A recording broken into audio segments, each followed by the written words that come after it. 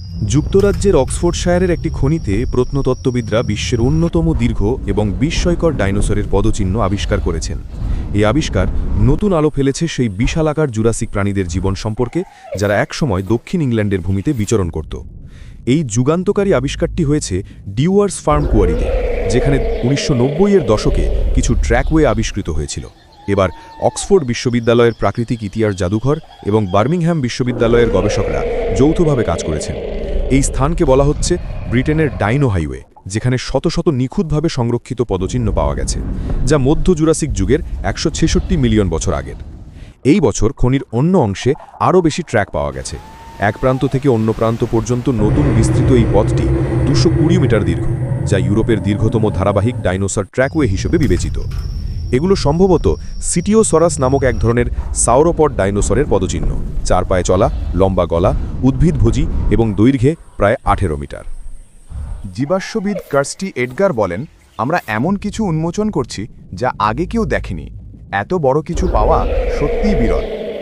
এই আবিষ্কারের সূচনা হয় যখন খনির কর্মী গ্যারি জনসন খনির মাটি পরিষ্কার করার সময় অস্বাভাবিক উঁচু নিচু জায়গা লক্ষ্য করেন। এরপর যৌথ খনন অভিযান, 100 জনের বেশি বিজ্ঞানী, ছাত্র ও স্থানীয় স্বেচ্ছাসেবক অংশ নেন। ডাইনোসর খনন কাজ শুরু হয় একটি বিশাল নিয়ন্ত্রিত বিস্ফোরণের মাধ্যমে। 200টির বেশি পদচিহ্ন খুঁজে পাওয়া যায়, যা ড্রোন ইমেজিং দিয়ে ডিজিটালভাবে রেকর্ড করা হয়। সাইটে আরও ছোট পদচিহ্নও পাওয়া গেছে, 2 পায়ে চলা মাংসাশী ডাইনোসর মেগালোসরাসের। একাধিক ট্র্যাকওয়ে আবিষ্কৃত হয়েছে, তবে একটি ডাইনোসর সুপার হাইওয়ে যেন শেষই হয় না। একটি বিশেষ পদচিহ্ন এক পাশে টেনে নেওয়া অবস্থায় পাওয়া গেছে, যা ইঙ্গিত দেয় ডাইনোসরটি হাঁটার মাঝপথে থেমেছিল, হয়তো এক পায়ে ভর দিয়েছিল। এটি প্রাণীর আচরণের এক বিরল দৃষ্টান্ত। জুরাসিক পার্কের মতো সিনেমায় কম্পিউটার জেনারেটেড ডাইনোসরদের আচরণ মূলত এই আবিষ্কারের উপর ভিত্তি করেই তৈরি। তীব্র গরম ও কঠিন পাথরের চ্যালেঞ্জ সত্ত্বেও গবেষকরা বলছেন এই আবিষ্কার প্রত্যাশার চেয়েও বেশি কিছু দিয়েছে। পদচিহ্নগুলো একসময় নিরক্ষরেখার কাছাকাছি জুরাসিক কাদামাটিতে জমাট বাঁধা ছিল, যা লক্ষ লক্ষ বছর ধরে চুনা পাথরের নিচে সংরক্ষিত ছিল।